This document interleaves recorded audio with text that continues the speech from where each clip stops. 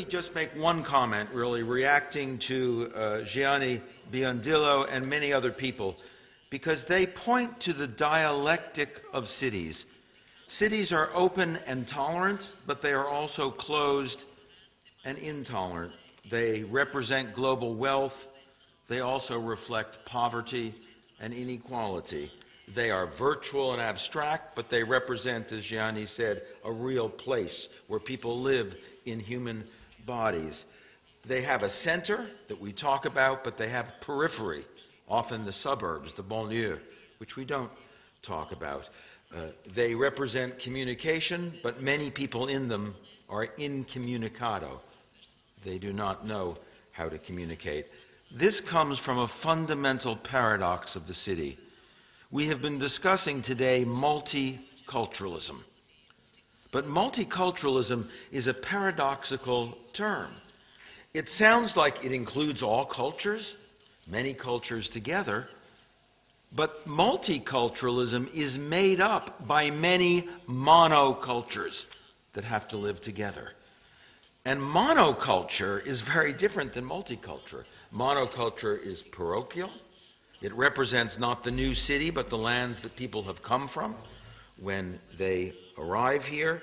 It often represents a form of being walled off from the city and not part of the city. When people reject multiculturalism, they are really rejecting the individual monocultures that make up a multiculture. So we have to understand when we talk, for example, about clans and people building clan neighborhoods, as Marco did in the beginning, we are talking about a monoculture seeking a place and a space for its own monoculture inside a city of many cultures. But that paradox, the paradox of a collective multiculturalism, which consists in and is constituted by many monocultures that are separate and distinct and sometimes in tension with one another, is the essence of the city's dialectic.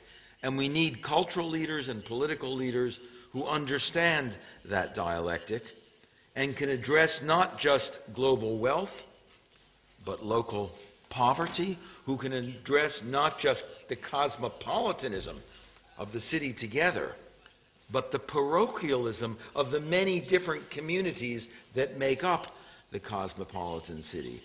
We need to acknowledge both sides of the city and address both sides of the city if the city is to be part of a global democratic architecture.